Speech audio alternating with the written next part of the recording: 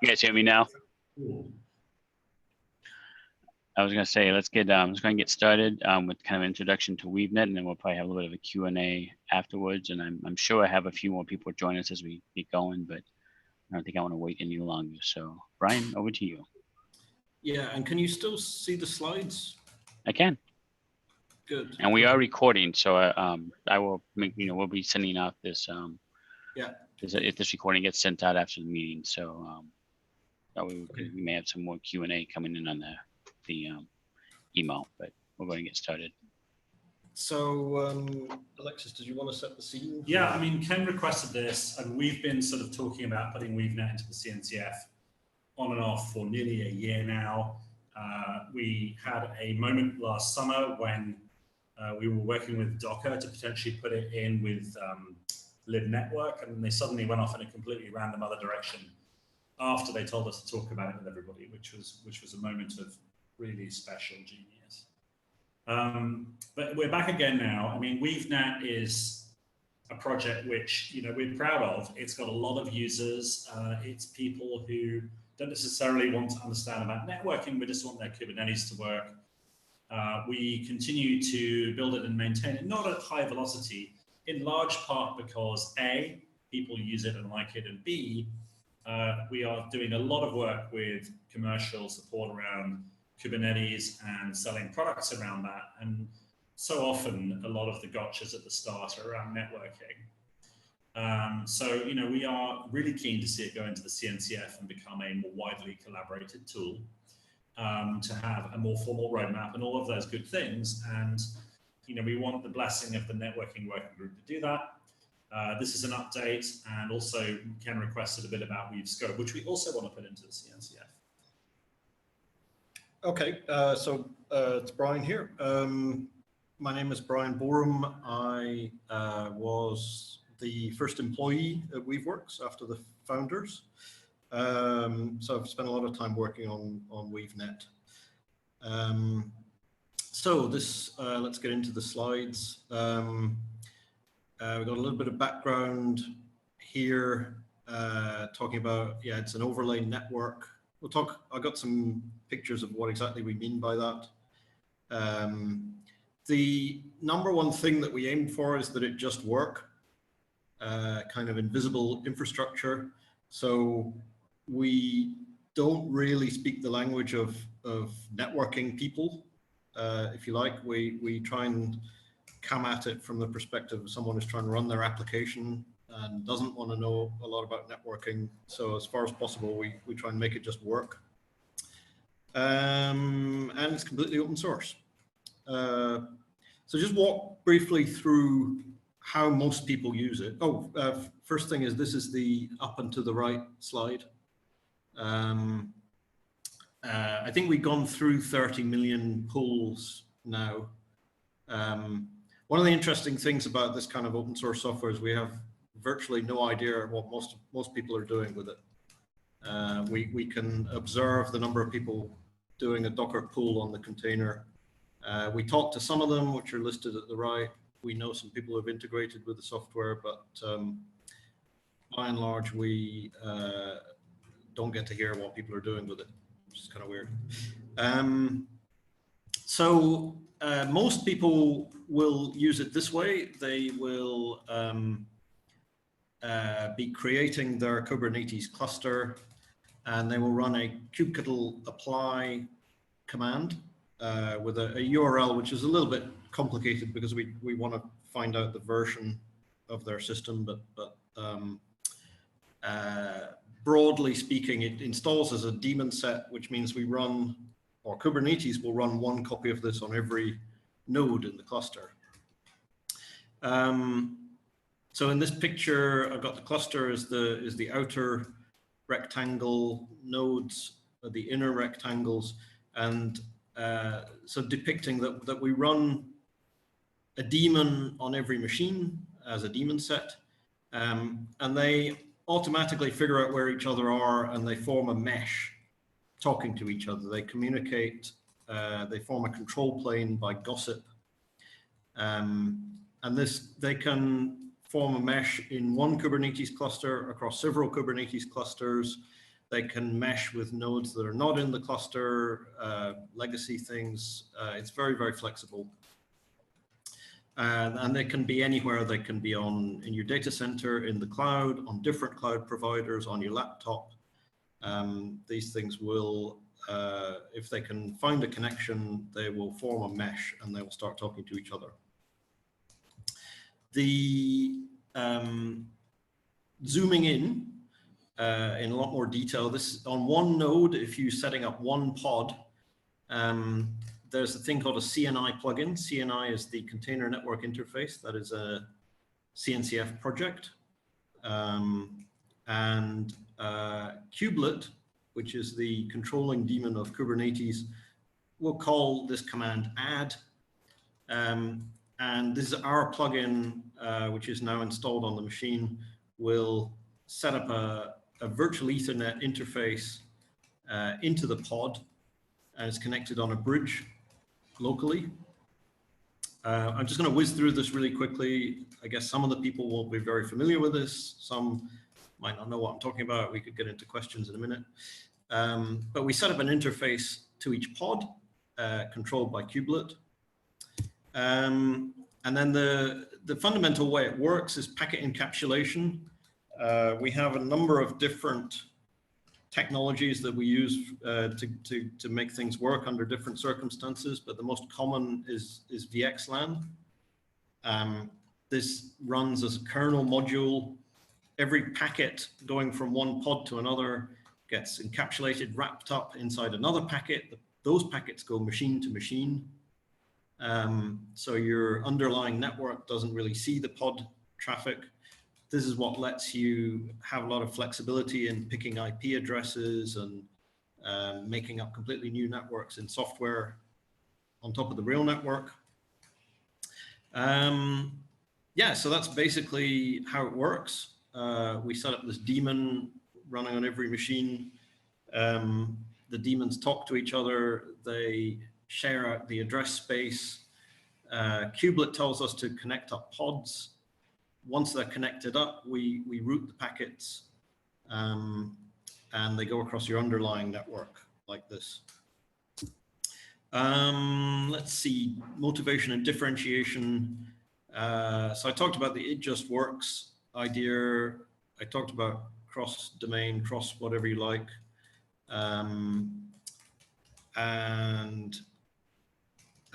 Yeah, the mesh that it sets up. We have a distributed IP allocator. We do have DNS. You don't use that with Kubernetes, but it will also work as a Docker network plugin. It will work outside of Docker. You know, there's a lot of flexibility. We do encryption node to node. We support multicast, which a lot of people don't, or that's almost unique amongst container overlay networks. Talked about CNI, CNM, which is the Docker plugin model. And we also have an implementation of the Kubernetes network policy, which is effectively a firewall between every pod in your cluster.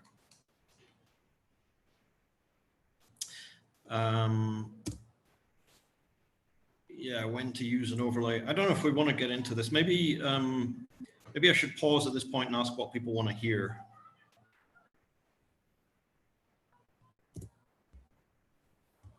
Questions. I think in terms of the reason why we wanted to talk about WeaveNet, we're sort of looking at areas, one that, you know, would be of interest for you guys, as you mentioned, kind of submitting them to the CNCF as a project. But the other area was specific things like, you know, encryption, multicast, you know, we're kind of calling it service insertion type of things like virtual firewalls with the policy components. And so those are definitely like areas we'd love to kind of, maybe not today, but maybe at some point in the near future, kind of talk through how should we look at some of these more advanced networking capabilities above CNI as things that we want to make statements about in the CNCF, that these are, you know, things that you need to think about when it comes to container networking. So Ken, I think the way forward might be implied by the discussion we were having in the last 20 minutes of the TOC call. That I think perhaps the way forward generally for CNCF is to identify a number of different project areas or groups of projects and functionalities: security, pipelines, observability, networking, storage, serverless, to name some, and then basically have a more or less identical template for how they describe the world. So, you know, in the case of security, the example that was given was giving people a security landscape, a security reference architecture, showing them patterns for how to build a stack and telling them, you know, what's in the space. So that would be something that could be a deliverable of the networking working group, that it could say, okay, so you've got CNI, but in the networking bigger picture of cloud native, here are the other things that we think you need to be aware of and thinking about if you're thinking about cloud native networking. And then multicast and firewalls could be examples of things that are in that list. Exactly. And when you're thinking about submitting, you know, or talking with, you know, the CNCF about Weave, you know, are you thinking about the entire project? Or are you looking more at, you know, some of the components within the project?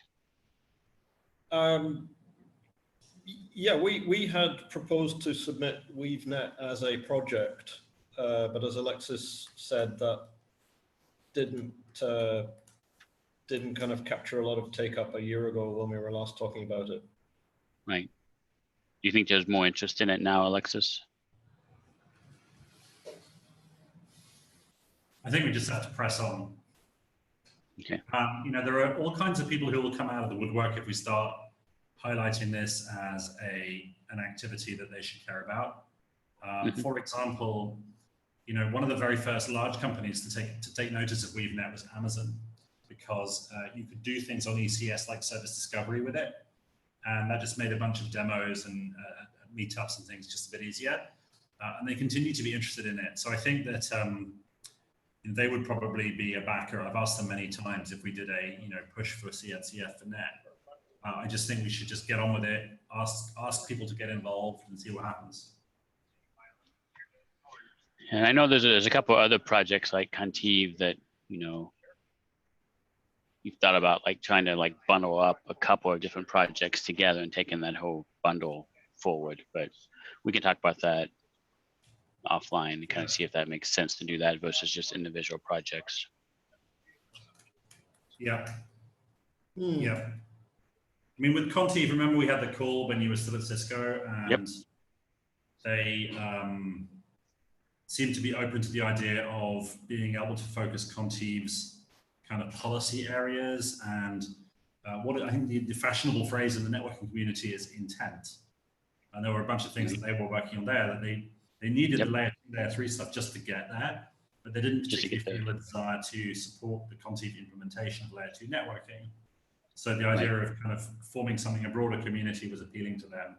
I mean, I think, again, if we can form a community and have a roadmap, then the rest will kind of shake out naturally. It doesn't mean everyone will agree out of the gate, but it will probably shake out naturally. Cool. So I could add a little bit to, let me see where we are. So encryption was mentioned, so that kind of fits in basically on top of encapsulating the packet, we also encrypt it. And we do that in the kernel as well if we can. So basically using the same kernel modules that IPsec uses, but we don't require you to set up certificates all over the place to use it. So encryption kind of sits in the same, or right next to this box marked VXLAN. And we encrypt node to node. So that's distinguished, say, from an Envoy or a Linkerd, which will be encrypting pod to pod. Right. And then multicast. Multicast is kind of a bit of an outlier. Multicast falls out of our implementation because it's a layer 2 implementation. So we're actually transporting packets MAC to MAC. Because we do that, we can recognize a multicast MAC address and we can deliver it. And so that's a case where basically something that's operating on a kind of a pod-to-pod basis or layer 3 just really struggles because it's completely foreign to the way they're doing it. It just basically falls out of our layer 2 implementation that we get multicast working, whereas everybody working up at layer 3 with any of these other technologies, you know, Calico or Istio or any of those things are not operating at layer 2, and so they can't do the multicast the way we do.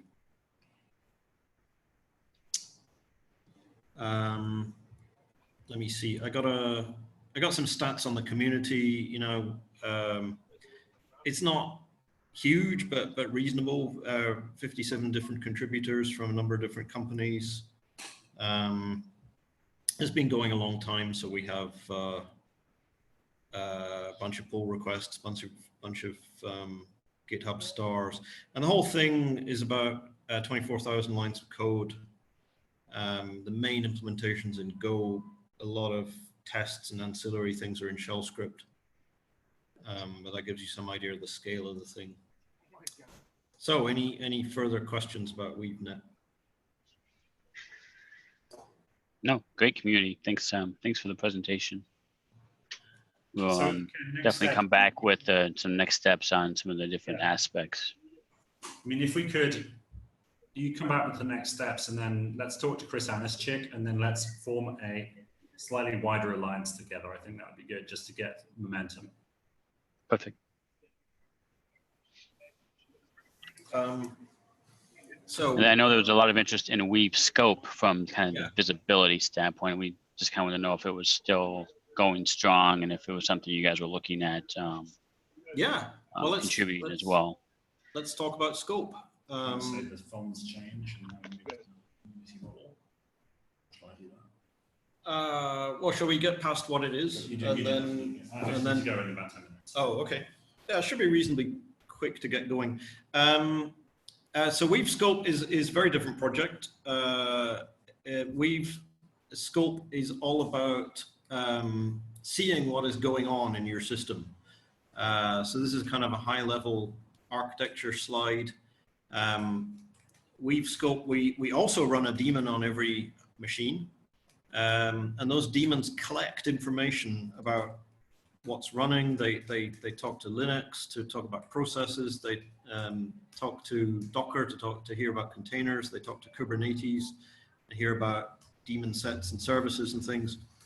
And they send what we call reports. They upload all that data to the Scope app, which can then render that dynamically on the screen. So effectively draws an architecture diagram of your running system. And then we also have stuff going the other way, controls and pipes. So I'll give you a demo in a second. Basically, you can click on buttons to do things like restart a container, or even, apologies for the noise, or even open a terminal window inside one of your containers. So let me, just a summary there. Let's go back to this slide. Let me see if I can get the demo.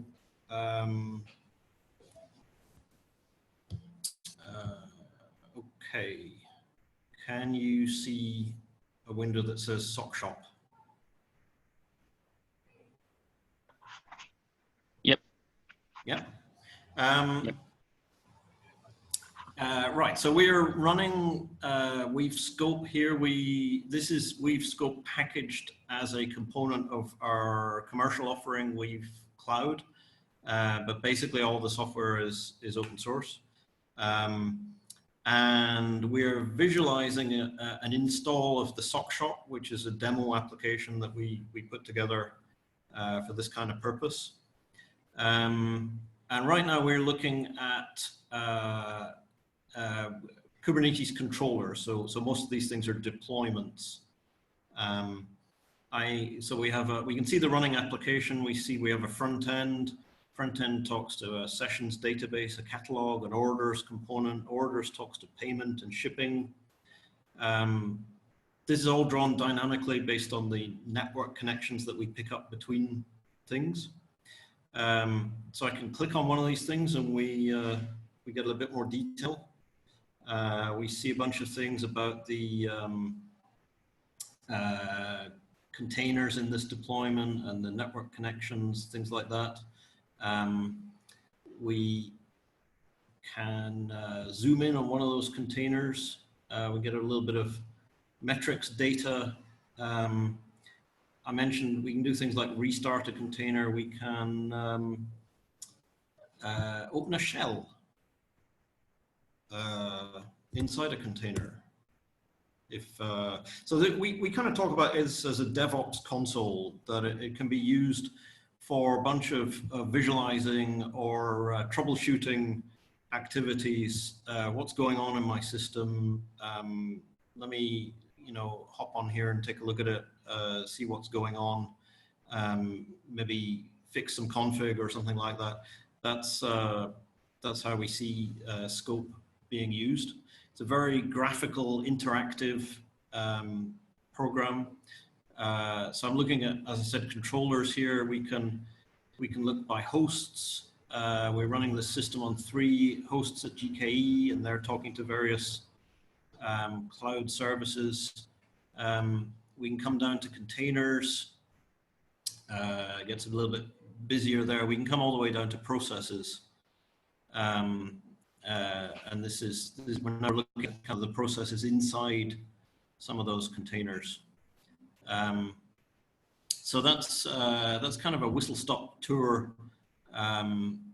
We can view if the chart gets a little busy, you can just turn it into a table. It's a little bit like a distributed top. And we have let's see what else we can do. We can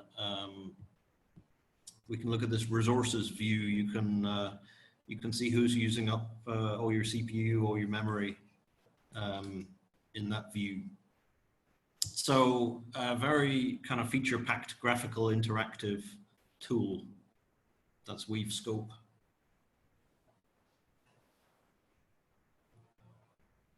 So nice. One thing that is important about Weave Scope is that we decided recently to move its governance into a community model as a preparatory measure for going into CNCF. There is a call once every 2 weeks. There is a Slack channel, and the call unfortunately coincides with this very presentation today. And it's a place for collaboration to occur between companies that are developing Scope alongside us, such as, for example, a bunch of folks in the storage space working on, container volumes. So if you look in the, do you have the link, Brian? This one. Yeah. This is a blog post by the CTO of a company called Maya Data about a project called OpenEBS that you've probably seen, talking about adding the storage volumes to Scope. And this is being used also by Portworx in demos, who contributor as well. So you can sort of see how you can get the famed benefits of being in a community environment with this, because you've got a different set of use cases that certainly Weaveworks would not have understood how to approach. It would have taken us a long time to figure out what the optimal choices were being done by people who actually know the space. There are other people who think this is exciting, like people in service mesh. Who else? Obviously, the network space is relatively still, we've only just started plumbing that with this. Application management. We definitely talked about the service mesh use. Okay, let's just go back to this, if you don't mind. Yeah. So, we just want more contributors and for it to be a bigger project. It's got about something between 20 and 30,000 active hosts at any one time, dialing back to us, I think. I'm not sure whether that's one per app or one per node, I just don't know. node. Yeah. So, that's a decent number of people, and we just like to, we would like it to be broader, more popular, take advantage of what it can do. We don't have any particular desire to kind of lock it in as a proprietary open source monetization path. We think what we already have with Weave Cloud is good enough for that, and it's all to play for, really. What do you think?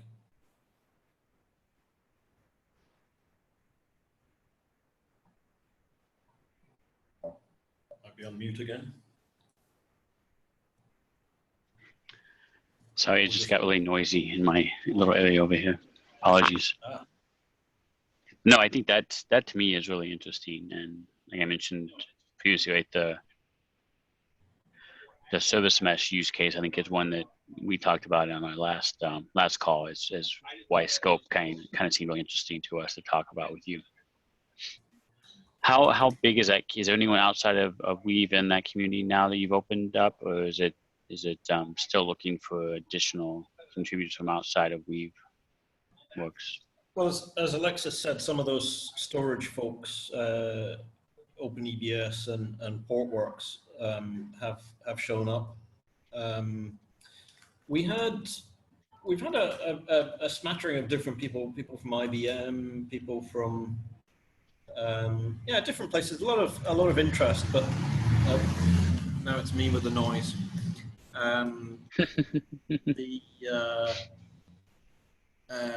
Right now, the main source of activity outside of Weaveworks, I think, is with those storage folks. And they want to build their own kind of console using Scope as a component to control their storage. I think that's what we're kind of thinking about too, Brian. Is something along the lines of, like, from a networking standpoint, especially look at like a mesh or like just even like clusters and how the clusters are being formed. Like that's one of the, I don't know, from like an end user standpoint now, that's one of the biggest problems we had to solve here at MasterCard was, where's the application actually running and what's the actual health of those different services that are the containers underneath that application. And so the visibility of the network, I think, it's a very important problem that we could definitely work with you guys on taking forward to solve from a cloud native community, right? Yeah. So, Ken, do you think that anyone in your immediate network of current, future, past employers, friends, etc., would be interested in participating in Scope and helping with CNCF? The main participation so far seems to be from these data storage guys, although there are sort of smatterings of interest from other places like IBM. They've got customers using Scope in finance, apparently. Also, Google with their Istio work and others as well.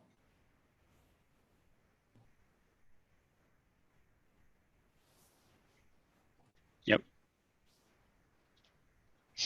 Yeah, definitely. We there's some work that we're doing right now with Istio. I think would be very beneficial. We're working on, and it ties in directly with what the working group is looking at. Proposing as an area that they're networking. So very cool. Okay. So I think we should add this to the discussion with Chris and. Please, Chris is really keen on Scope coming in, so if you just mention it to him, we've cool. had a conversation. I'm sure it'll be good. Awesome. Any questions from anyone else? I kind of hogged all the time today from Brian and Alexis. Anybody have any other questions for them?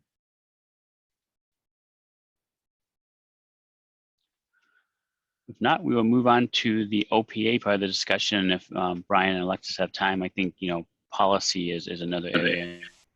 And you guys talked a little bit about I got to go, unfortunately.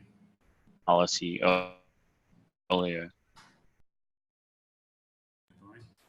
Hey, thanks very much, Ken. I have to go now. And this torn to. That's okay. No worries. See you, Alexis. Thanks, Alexis. Yeah. Bye-bye. If you could kind of maybe take over presenting, or if you have a link you want us to go to, either way. Yeah, I can. I'd like to kick it over to you to kind of give an introduction to OPA, and we can kind of see what you guys have to present, and maybe ask some questions, kind of like we did with we. Yeah, that sounds like a good idea. Let me just share my screen here, and then I can sort of set things up a little bit. And okay, so you should be able to see some slides right now. Let me know if you can't see them. Are these visible?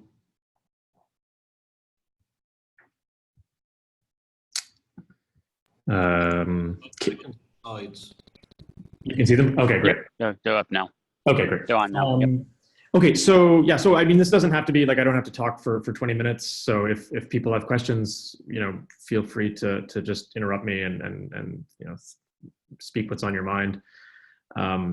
Maybe just as a quick survey, has anybody here never heard of Open Policy Agent before? Brian, or I know Ken's familiar with it, but Brian, Jayesh, Sushant, do you guys? Never heard of it before. Never heard of it before. Okay, great. Okay, so the Open Policy Agent, it's an open source general purpose policy engine. And earlier this year, it was added into the CNCF as a sandbox level project. And so the goal of the project really is to give sort of a reusable building block to the ecosystem that allows people to offload policy decisions at any layer of the stack, in any system. So regardless of whether you're talking about API authorization or admission control in Kubernetes, or host level access with SSH and sudo and things like that, OPA gives people this reusable building block that allows them to codify policies around who can do what across the stack. And so the core thing that the project gives people is this high level declarative policy language that we call Rego. And Rego is sort of purpose built for authoring policies that answer questions like, is this user allowed to perform this operation on this resource? Or what annotations need to be applied to this deployment when it's created in Kubernetes, and so on. So it's a high level sort of declarative language. And one of the interesting things about it is that it's not just limited to Boolean yes or no decisions like allow or deny. You can actually express sort of decisions that are represented by arbitrary JSON data. So if you want to define a policy that says, these are the annotations that should be applied to a workload when it gets created, you can do that with OPA. Now, when it comes to actually using the project, what you get is basically a library or a sidecar. So regardless of whether you integrate it as a library or you run it as a host level daemon or as a sidecar, it's basically the same model. You run it next to the service and you offload policy decisions from the service to OPA when they need to be made. When it comes to actually evaluating policies, OPA doesn't introduce any kind of runtime dependencies or anything like that. It keeps all of the policy and data that it uses to make decisions in memory. So that means that it's quite lightweight and it's quite easy to deploy. You don't have to run another instance of etcd. You don't have to run another database anywhere. All of the policy and data that OPA uses to make decisions are kept in memory. And then in addition to the core kind of evaluation engine, which includes the parser and compiler for the language and the interpreter, there's also a collection of tooling that helps you sort of build, test, and debug your policies. So for example, there's an interactive shell which you can use to test policies kind of manually when you're developing them. We have IDE integrations so that you can basically load your policies into VS Code and then evaluate portions of them, see your test coverage and so on. We have a test framework so you can actually check that your policies are covering the entire API as you would expect. And then we have a bunch of debugging facilities like policy tracing so that you can, understand why a particular policy decision is being returned the way it is. And then in addition to the core project, there's also sort of a standard library of policies that cover different use cases like API authorization, admission control, auditing, and more. And we also have integrations with a bunch of projects like Kubernetes, Istio, Terraform, you name it. And the nice thing about those integrations is that you can actually get up and running with OPA without having to write any code to integrate it. So a lot of our use cases are around enforcing invariants or constraints in different infrastructure or platform projects like Kubernetes. And so today you can basically take OPA and you can run it on top of Kubernetes, for example, as an admission controller without having to write any code. And so with the standard library and with the integrations, you can kind of get up and running very quickly. Okay, any high-level questions about the project or anything that sort of like jumps to mind? Policy means different things to different people, so yeah. No, okay. All right, so in terms of community, we started the project about 2 years ago, or actually 2.5 years ago now. And the goal at the beginning was just to get this policy engine off the ground by defining the language and defining the sort of implementing the core kind of evaluation engine. And so we did that. You know, we based it all around JSON because basically all of the systems that we were integrating with either had plugin interfaces that were based around JSON, or the context that you wanted to leverage in your policies was represented as JSON. And so we built this new policy engine that treats basically JSON as a first-class citizen. And then in the summer of 2016, we took OPA out and we started integrating it with a bunch of different open source projects and solving actual policy enforcement problems that people were having at different parts of the stack. So we built an admission controller for Kubernetes to enforce all kinds of invariants in your Kubernetes system. We integrated with Docker to do similar kind of admission or container runtime security enforcement at the host level. We've integrated it with PAM, the pluggable access module framework on Linux, so you can actually do access control over SSH and sudo. And then it's been integrated with a handful of other projects across different parts of the stack. One of our most common use cases is around just API authorization and microservice API authorization. And so OPA is actually integrated into Istio. The Istio security SIG took OPA and they integrated it into Mixer as an authorization plugin there. I think it's the only external authorization plugin that they have today. We're integrated with Linkerd. We have a proof of concept integration there. We're integrated with Cloud Foundry. Someone just recently built an integration with Kong. So API authorization is a very common use case for OPA. Basically, you know, every project, every product that runs in the enterprise has to have, you know, some form of authorization, whether it's role-based access control or attribute-based access control. They need to have it. And so OPA is a nice sort of building block there, a tool there, because it helps them get to market faster. So Stiro, we're one of the main contributors right now. About halfway through last year, we started working with folks at Google Firebase on some improvements to the language. And so sort of as of last year, we're sort of the two main sponsors of the project. In terms of adoption, we have a number of people using OPA today and sort of in different at different degrees of deployment. Netflix is one of the early sort of adopters of the project, and today they use it for authorization across internal microservices and internal services at Netflix. So, for example, they use it to control access to HTTP and gRPC APIs.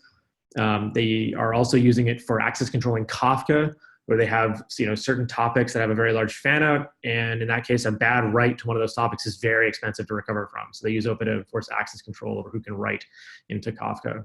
And then they have a number of other use cases coming online, and a number of teams that actually use OPA today.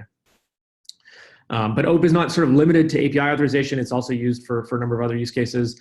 Medallia is another example of a company using OPA today. So they have a completely different use case around risk management in Terraform and AWS. And so what they do is actually they compute a risk score for Terraform changes, and then they check whether the person making the change has a sufficient risk budget to actually go off and make those changes to the infrastructure. And that's incredibly important because Terraform, it's fairly easy to use. However, it's very easy to have a large impact on your infrastructure by changing, like a single line or a single handful of lines in a Terraform file. And so you really want to have control over who can do that and how much risk they can that they're allocated.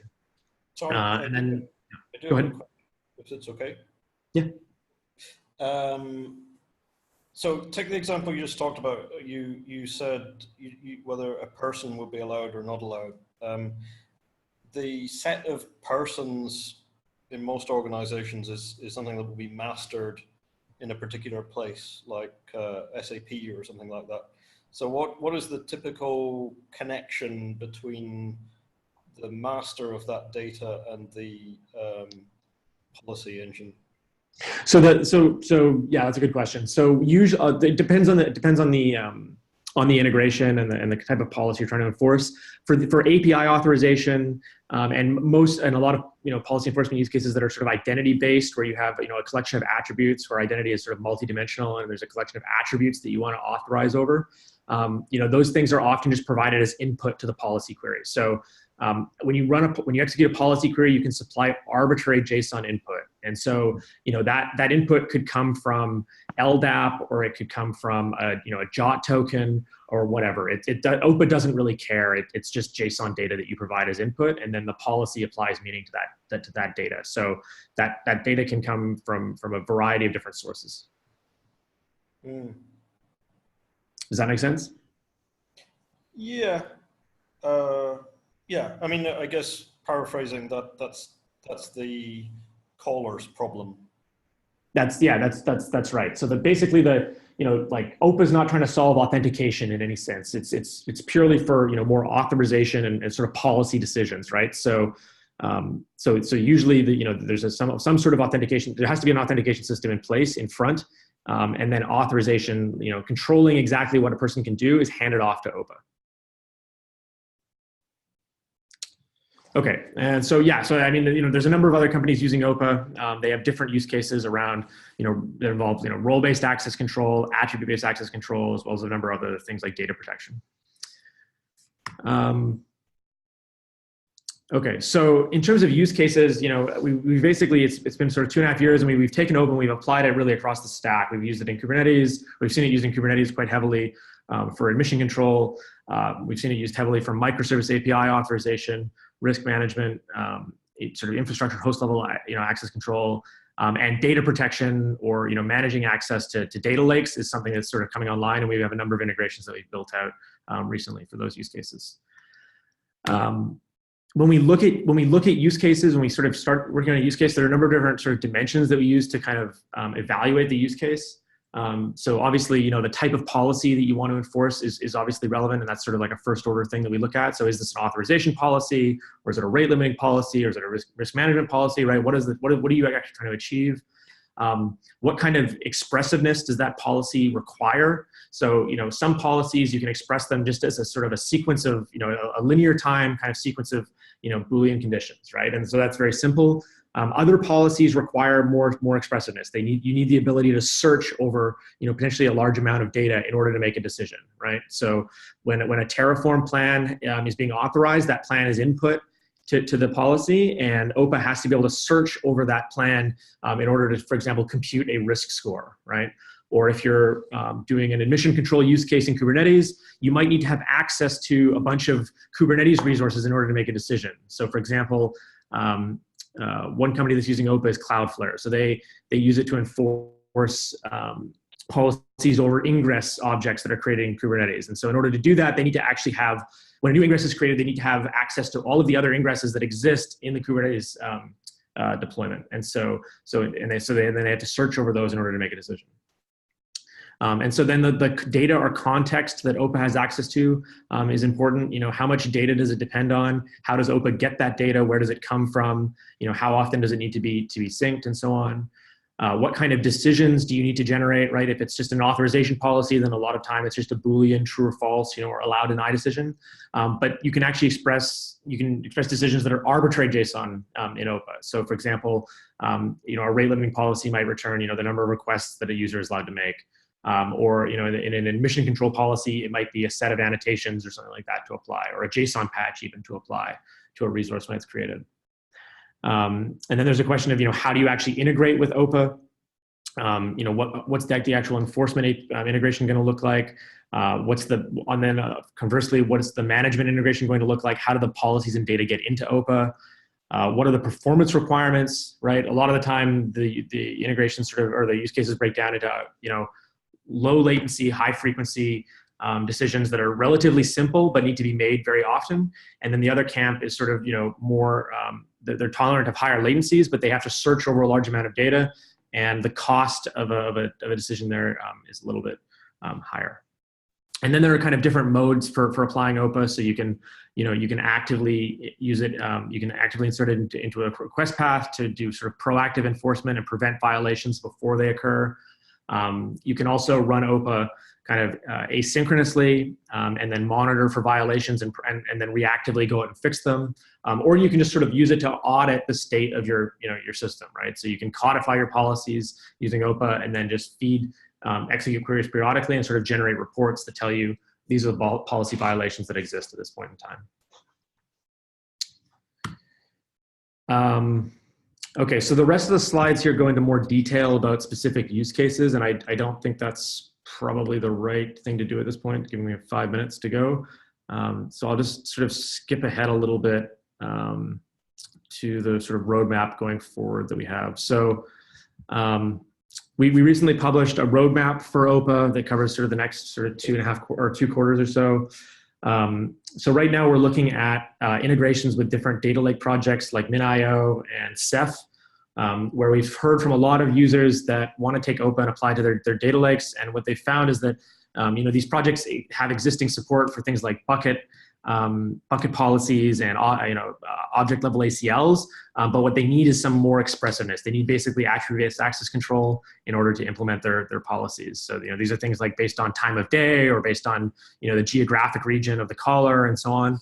And so the existing ACL systems in S3 and then therefore MinIO and Ceph don't cover that. So we have integrations with both of those with PRs up right now that we're looking forward to.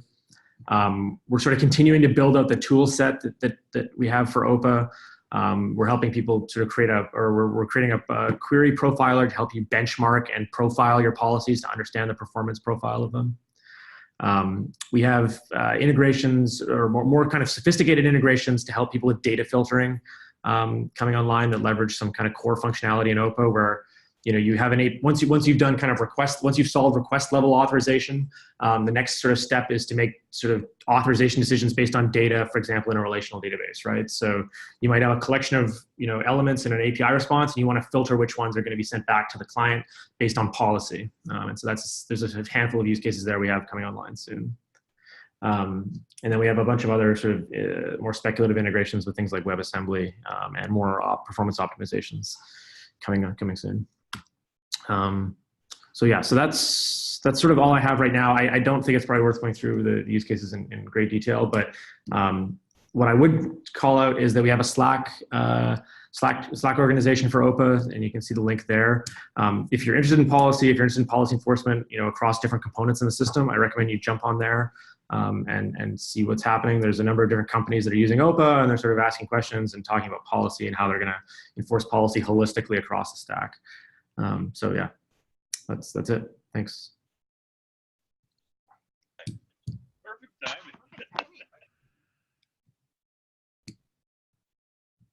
Any other questions from Ken or anybody else on the call? Certainly, thanks from me. That's interesting. I was hoping Ken would wrap up.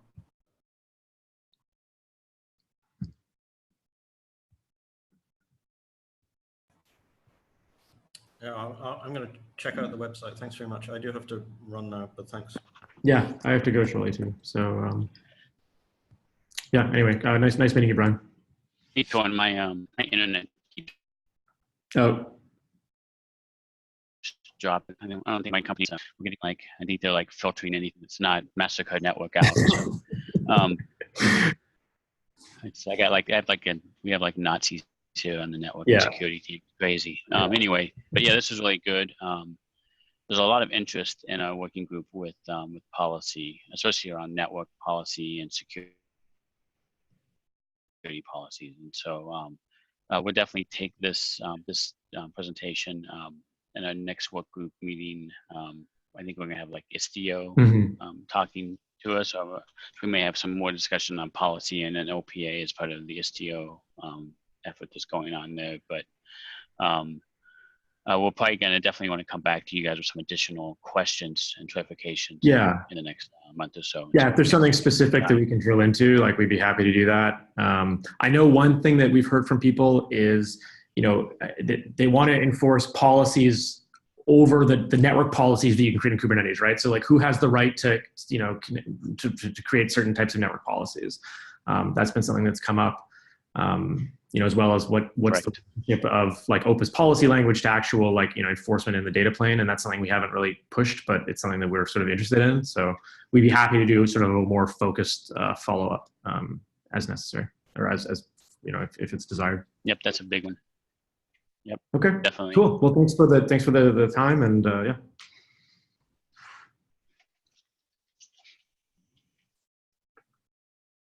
So yeah, I've got to drop, Ken. I'll talk to you later. And thanks to Jayesh and Sushant. Yeah. Okay. Take care. Bye. Thanks, everyone. We'll be meeting again in 2 weeks, and we'll have Istio on the agenda. Thanks, everyone. Bye-bye. Thank you.